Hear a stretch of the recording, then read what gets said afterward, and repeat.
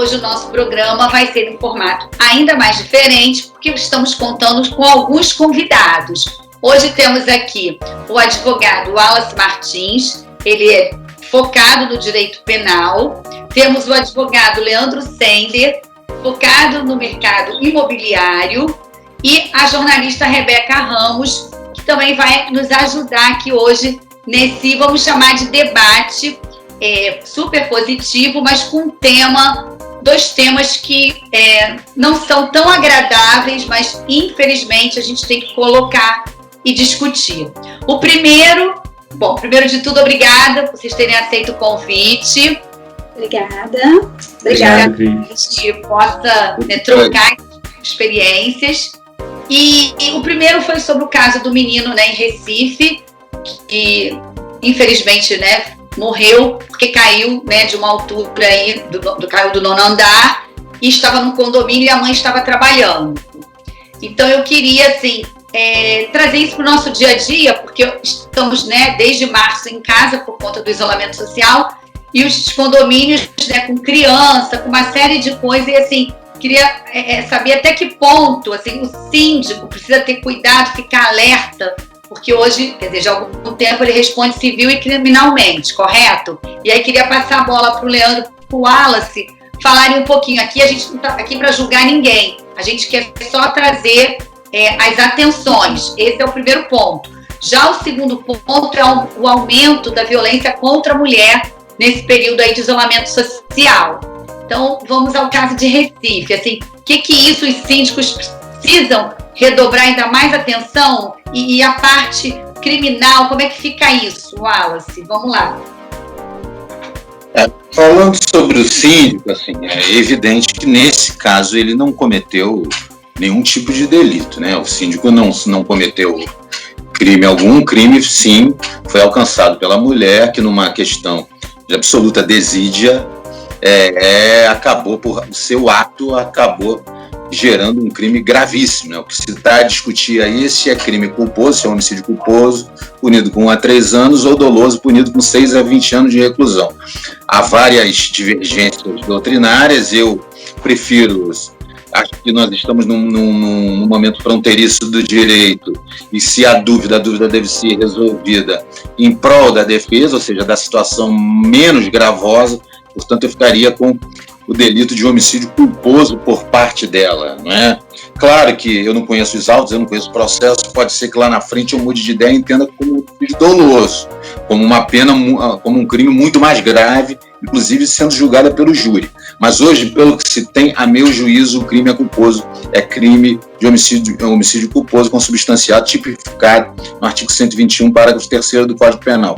Com relação ao síndico, é bom que se tome cuidado nos condomínios para que algumas situações elas não aconteçam, porque nesse caso não houve crime dele, mas pode ser que em algumas outras situações aconteça. Então a gente tem que ter cuidado para que não ocorra aqui, alhures, aqui e ali, algum tipo de situação nesse sentido. Tá, Leandro, conta pra gente na sua experiência, o que trazendo isso, foi realmente uma fatalidade, chocou todo mundo, enfim, uma criança também envolvida, mas pro dia a dia, porque o que a gente está vivendo, muita gente em casa, como é que fica, os pais trabalhando também home office, outros com problemas, perder a renda, como é que está administrar isso tudo? E o síndico com essa responsabilidade, o que ele precisa ter os cuidados, precisamos botar uma rede de proteção aqui ou ali, e às vezes acaba protelando porque não tem verba o condomínio. Como é que é isso? Oi, Cris. Primeiramente, eu agradeço o convite, tá? Por participar do programa. Essa questão é bastante importante com relação à responsabilidade do síndico, tá? Em primeiro lugar, eu concordo com o Dr. Wallace. Eu não acho que nesse caso vai ter algum tipo de responsabilização do síndico. Até vou deixar as questões criminais para o doutor falar, muito mais especialista que eu, já que eu atuo no mercado imobiliário. Mas em determinados casos é importante que o síndico tome algumas cautelas, principalmente com relação a obras emergenciais. Tá? Por exemplo, eu tive um caso recente em que na fachada alguns pedaços do prédio estavam caindo. os blocos de concreto, os blocos estavam caindo. Nesse caso, por exemplo, o síndico tem a obrigação de mandar fazer os reparos. E por ser uma obra emergencial, sequer é necessária aprovação em assembleia. Ele pode, com a verba existente, inclusive no fundo de reserva, tomar as cautelas para fazer cessar eventuais danos que possam ser causados a terceiros. Porque, eventualmente, se um bloco desses cai e fere alguém, podendo vir até a óbito, o síndico, sim, poderia ser pessoalmente responsabilizado tanto na esfera civil quanto criminal. Então, é muito importante a gente analisar cada caso de forma casuística, para analisar se o síndico tem ou não algum tipo de responsabilidade. Aí só com relação ao caso, vamos sempre lembrar, principalmente aqui no Rio de Janeiro, existe a Lei Municipal 2.546, que é claro estabelecer que crianças menores de 10 anos não podem entrar sozinhas nos elevadores. Então esse vai ser... vamos analisar, obviamente, as questões lá de Recife, mas é sempre bom lembrar, principalmente nos casos aqui no Rio de Janeiro, que as crianças com menor idade não podem entrar sozinhas por não ter discernimento para poder chamar emergência, para poder saber como se portar em uma situação emergencial. E aí eu queria pegar um gancho até com o Wallace em relação a isso. Por exemplo, às vezes eu até presencio, né? Enfim, condomínio mesmo, às vezes o pai e a mãe, os responsáveis, falam, vai lá, você já tem 8 anos, e não levam em consideração o que está ali, né? Porque, se não me engano, tem até um aviso, né? Como tem obrigatório. Como fica isso, Wallace? Assim, o síndico também não tem responsabilidade, até porque é o próprio responsável que está deixando a criança. Como a gente lida com isso? Claro, o município do Rio é claro no que planja aí. Eu não sei como é que isso é no Brasil inteiro, que tem que ver. Cada município, nós temos mais de 5 mil municípios nesse país continental, né? Agora, os pais fazem isso, né? Pega aí, vai lá no terceiro andar, pega lá a chave que a gente esqueceu, aí vai sozinho. Às vezes uma criança de 6, 7 anos, se acontece alguma coisa com ela, e aí? Quem é que vai responder por isso? Claro, que se acontecer simplesmente o elevador cair e a criança vir a morrer, aí a culpa não é dos pais. Mas se uma criança se perde, para no lugar errado, achou... Porque às vezes os pais falam assim, você já tem idade suficiente, vai lá. E a criança está com medo, e os pais insistem. Aí ele vai, aí aperta um monte de botões, está perdido. Aí sai num andar que não é o dele, tenta tocar na campainha dele, não acha nada, entra no desespero. E acontece o que aconteceu. Então, assim, tem que ter cuidado. Os pais não podem isso daí. Às vezes dá a impressão que o pai quer crescer a idade da criança. Então, tem 4 anos e o pai quer fazer com que tenha 12. Não dá. Né? Isso aí não é responsabilidade do síndico, é dos pais. Ok. Bom, queria fazer uma... É rápido, você viu? Faz, Rebeca, a perguntinha, porque a gente já vai ter que chamar um comercial. Eu queria fazer uma pergunta para o Leandro com relação às obras, bem rapidinho, que você falou aí. Nesse caso, o síndico tem um grande aliado, que é o laudo de autovistoria. Então, a partir dele, ele consegue colocar em prática as obras que são necessárias, enfim, para a segurança do condomínio, certo? Exatamente. Isso é muito relevante também, importante lembrar. O síndico tem a obrigação de fazer autovistoria no condomínio. Tudo que for apontado, principalmente as questões emergenciais, tem que ser realizadas em questão momentânea, nesse momento. Não é para esperar o término da pandemia, o término do isolamento. Se tiverem obras emergenciais que precisarem ser feitas apontadas no laudo, o síndico tem a obrigação de fazer. Wallace, e se o síndico não fizer? Ele tem o laudo de vistoria, o reboco está lá quase caindo, todo mundo avisando, e o síndico fecha os olhos, não faz. Acontece alguma coisa, não precisa nem chegar a óbito, mas machuca um delivery, uma pessoa que estacionou a moto para entregar, danificou a moto, machucou, né, a perna, a pessoa não vai poder trabalhar naquele período. De quem é a responsabilidade? Nesse caso, o síndico responde criminalmente? Sim. Aí é do síndico, né? Porque, por exemplo, se cai um bloco de concreto sobre o carro de alguém e venha quebrar o carro de alguém, ele vai responder civilmente, não criminalmente, porque não existe a modalidade do crime de dano culposo, dano só doloso, só se ele pegasse e jogasse de propósito. Mas se vier a matar alguém, é diferente, porque aí ele vai cometer o crime de homicídio culposo. porque ele tinha a obrigação, ele não pode, o crime culposo se dá por imprudência, negligência ou imperícia. Ele não pode ser negligente a ponto de, sabendo que tem uma obra emergencial ali a fazer, e se ele não faz, ele está sujeito àquilo. Aí a situação é completamente diferente. E ele responde sim. Outro tema também importante, que é o aumento no número de violência contra a mulher nesse período de pandemia. Rebeca, você tem um dado recente, não é isso? Isso. Percentual. Então, Cris, é bem assustador isso, porque é um levantamento do Fórum Brasileiro de Segurança Pública que destacou que os casos de feminicídio cresceram 22,2% entre março e abril deste ano, levando em consideração aí 12 estados. Esse 22,2% é na comparação com o mesmo período do ano passado. Então, a gente vê aí um aumento considerável justamente no período de pandemia da violência contra a mulher. Wallace, e aí, como é que é? A maioria está nos condomínios, né? Da maioria das residências, todo mundo, né? Um número expressivo aí de condomínios. Como é que fica isso? O síndico avisa, não avisa? Tem responsabilidade, não tem? Qual é o procedimento?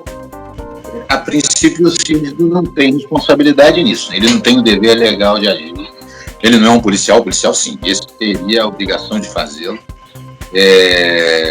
Que a gente pode rogar aos cônjuges, sobretudo aos homens, aos maridos, eu sei que o motivo de pandemia, o momento de pandemia é um momento em que as coisas se agudizam, as pessoas ficam mais nervosas, mais tensas, eu reconheço isso. Não só os homens, como as mulheres também.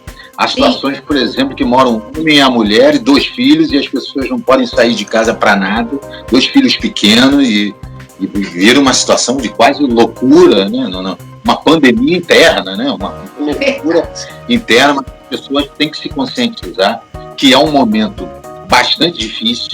Eu sugiro que as pessoas, ainda que não se possa sair muito à rua, elas entrem em contato com outras, falem com outras via Skype, enfim, falem com o telefone, procurem seus amigos, porque isso elas distensionem um pouco as relações. Porque o aumento aí, você bem falou, Rebeca, é da ordem de mais de 1/5.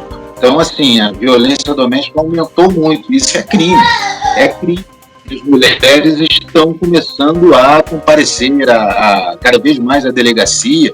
E quando acabar a pandemia, vai haver uma explosão disso. O comparecimento à delegacia vai ser muito grande, muitas das vezes com advogado. Então, é uma situação bem complicada, dramática, eu diria.